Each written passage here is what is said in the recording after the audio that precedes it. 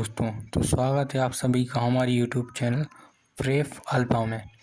आज की क्लास में हम शुरू करने जा रहे हैं हिस्ट्री के टॉप 50 क्वेश्चन जो एग्ज़ाम में आए हुए हैं और जिनके कॉन्सेप्टों के आधार पर आने वाले एग्ज़ाम में ही क्वेश्चन बनने के बहुत ही हाईली चांस हैं, जो आपको group D, RRB group D और एसएससी के दिल्ली पुलिस वगैरह एग्जामों में भी आपको इसके क्वेश्चन देखने को मिल सकते हैं। पहला क्वेश्चन है, शेरशाह ने अपने साम्राज्य को सिक्कों में विभाजित किया जो मुगलों के अधीन किस प्रशासनिक विभाग के समकक्ष था? तो वो है सरकार के समकक्ष था। किस वर्ष भारतीय सिविल सेवा मतलब आईसीएस को आधिकारिक तौर पर भारतीय प्रशासनिक सेवा आईएएस द्वारा प्रतिस्थापित किया गया था?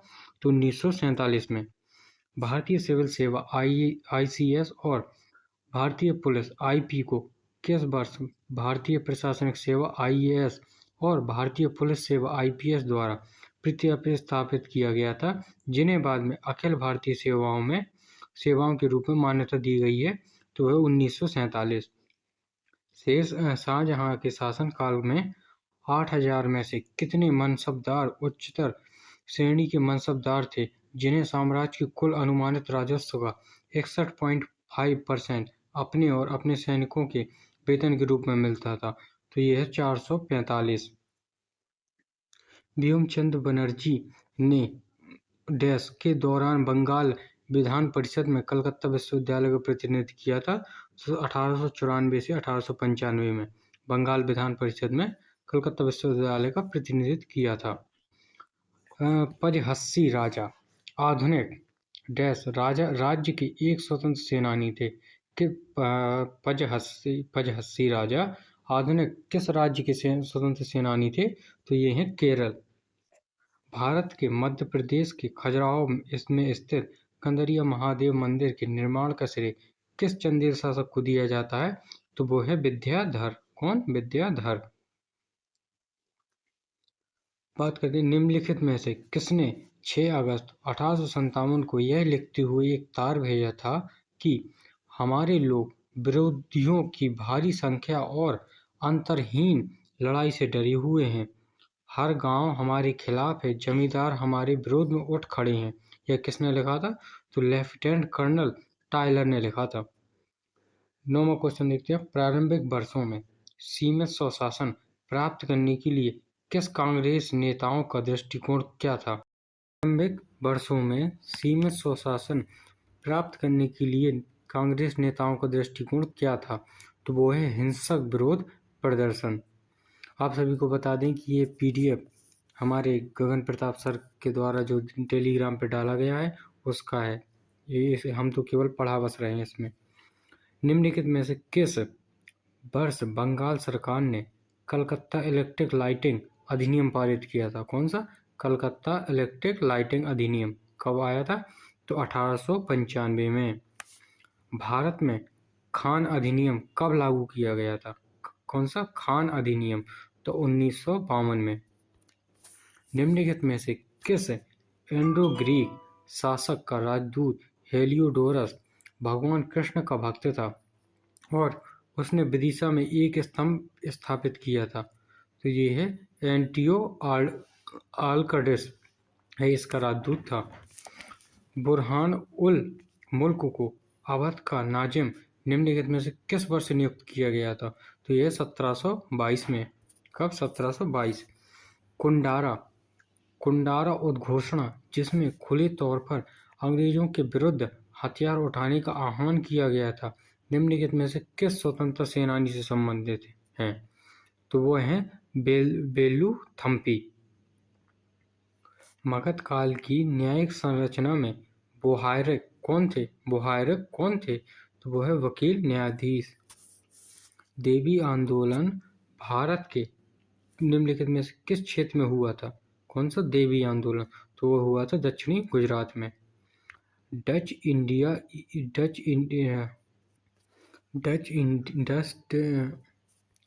डच ईस्ट इंडिया कंपनी ने भारत में अपना पहला कारखाना कहाँ स्थापित किया था? तो वो है पेटापुल्ली में। भारत में ब्रिटिश शासन के संबंध में नरमपंथी नेताओं की मुख्य धारणा क्या थी? तो वह थी ब्रिटिश शासन का समर्थन। क्या था? ब्रिटिश शासन का समर्थन। विभाजन के समय वर्तमान उड़ीसा के कितने छोटे राज्यों को भारतीय संघ में एकीकृत किया गया था? तो वह है 26 राज्यों को एकीकृत किया गया था। 1693 में पांडिचेरी पर डचों ने कब्जा कर लिया था, लेकिन 1699 में रिसविक की संधि द्वारा इसे फ्रांसीसी कंपनी को वापस कर दिया गया था। रोहिल्ला प्रमुख नजीब उल दौला ने किस युद्ध में महत्वपूर्ण भूमिका निभाई थी? तो वो है पानीपत के तीसरे युद्ध में। भारत के हम्पी में स्थित हजार राम मंदिर की स्थापना सबसे पहले किस काल में की गई थी? तो वह 15वीं सदी की शुरुआत में। भारत में अंग्रेजों के विरुद्ध तमाड़ आदिवासी विद्रोह का नेतृत्व किसने किया था? भारत में अंग्रेजों के विरुद्ध तमाड़ आदिवासी विद्रोह का नेतृत्व किसने किया था? तो भोलानाथ सहाय ने। किसने? भोलानाथ सहाय ने। राजेंद्र चोल प्रथम के पुनर्जीवित श्री विजय साम्राज्य पर अपने नौसैनिक अभियानों के लिए जाने जाते हैं। किसके लिए?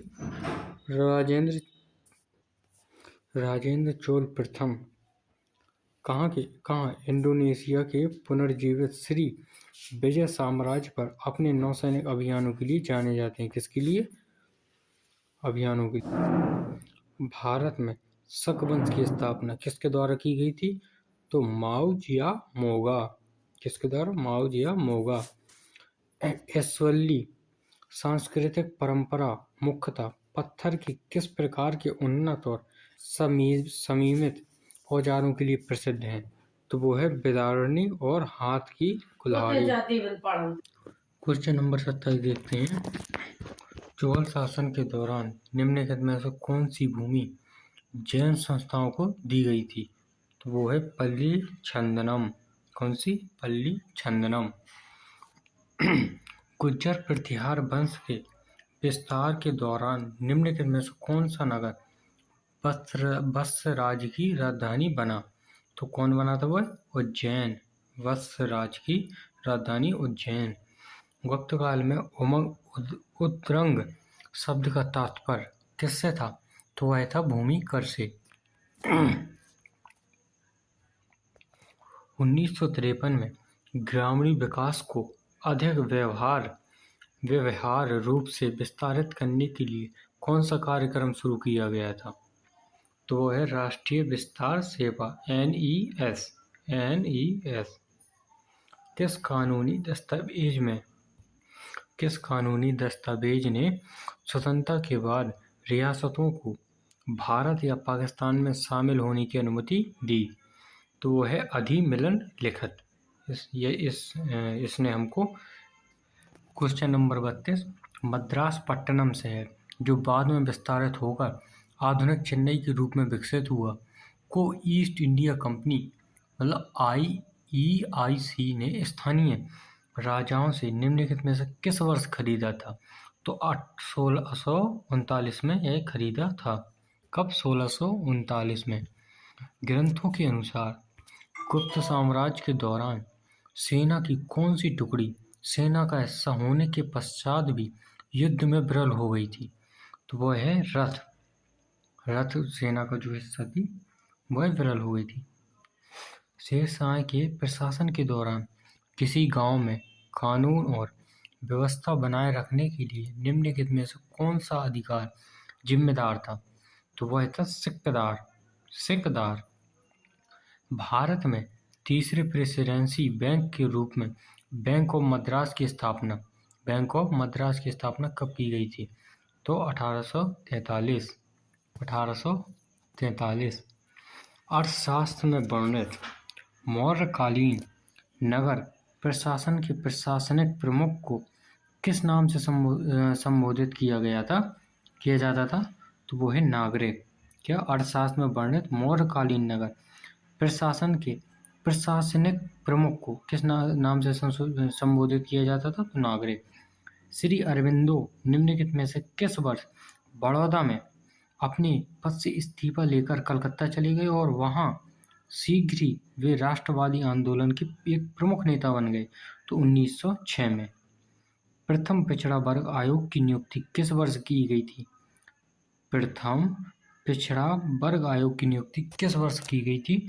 तो 1953 में।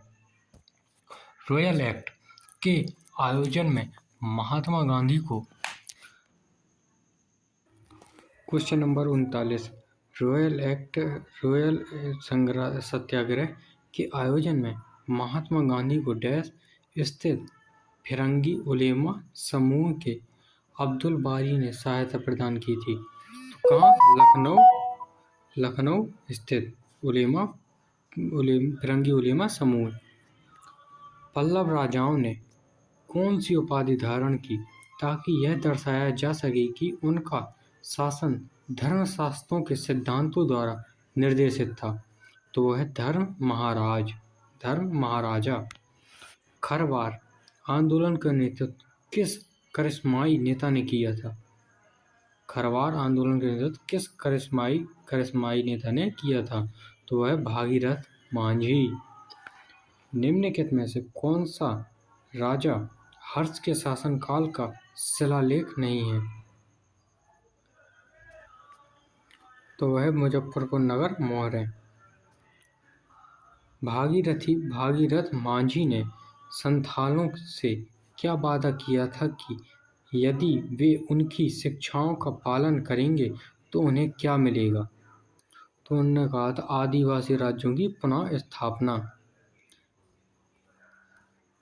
रैयतवाड़ी बंदोबस्त के संबंध में निम्नलिखित में से कौन सा कथन सही है? हमें इसमें ये कथन ढूंढने हैं कौन से सही है कौन से गलत। तो वो क्या है? इसे थॉमस मुनरो ने विकसित किया था, सही है। यह बंदोबस्त सीधे किसानों के साथ बनाया गया था लेकिन जमींदारों के साथ नहीं बनाया गया था, यह भी सही है। इसका परीक्षण टीपू के कब्जे वाले क्षेत्रों में छोटे पैमाने पर किया गया था, यह भी सही है। तो कहाँ है? 1 2 3 ये है सही। डोरा बिसाई और चक्र बिसोई के नाम डैश में राजनीतिक अस्थिरता, ब्रिटिश कानूनों और नियमों की अनुपयुक्तता तथा खोंडों की आर्थिक पीड़ा के विरुद्ध उपजे विद्रोह से संबंधित था। कौन सा? घुमुसर उड़ीसा। यज्ञवर्मन, शार्दुल वर्मन और अनंत वर्मन निम्नलिखित में से किस राज्य के राजा थे? तो कन्नौज के मौखरी के थे राजा। भारत में पूर्व पाषाण काल जिसमें अशुलियन चरण भी शामिल है प्राय कितने वर्ष तक विस्तारित हैं? तो वह हैं 60,000 से 1,50,000 वर्ष बीपी। निम्नलिखित में से कौन सा कथन गुप्त वंश में उत्तराधिकारी के संबंध में सत्य है? तो वह है पुत्रों को एक सभा के समक्ष अपनी योग्यता सिद्ध करनी होती थी। दिल्ली सल्तनत के दौरान दबीर-ए-खास के नेतृत्व में कौन सा विभाग शाही पत्राचार और आधिकारिक संचार का प्रबंधन कराता था? तो वो है दीवान-ए-इंसा। क्या? दिल्ली सल्तनत के दौरान दबीर-ए-खास के नेतृत्व में कौन सा विभाग शाही पत्राचार और आधिकारिक संचार का प्रबंधन करता था? तो दीवान-ए-इंसा। गुप्त काल के दौरान गुप्त सेना के सेनापति को क्या कहा जाता था? तो वो कहा जाता था महासेनापति। इसी के साथ आज की क्लास हम यहीं ख़त्म करते हैं। कल फिर मिलते हैं, इसी सीरीज को जारी करेंगे और साथ ही साथ इस सीरीज से पूरी कंप्लीट करने के लिए आप हमारे चैनल प्रेप अल्फा को सब्सक्राइब कीजिए और इस वीडियो को लाइक कीजिए और एक प्यारा सा कमेंट कीजिए हो सके तो अपने दोस्तों को भी शेयर कीजिए। Thank you.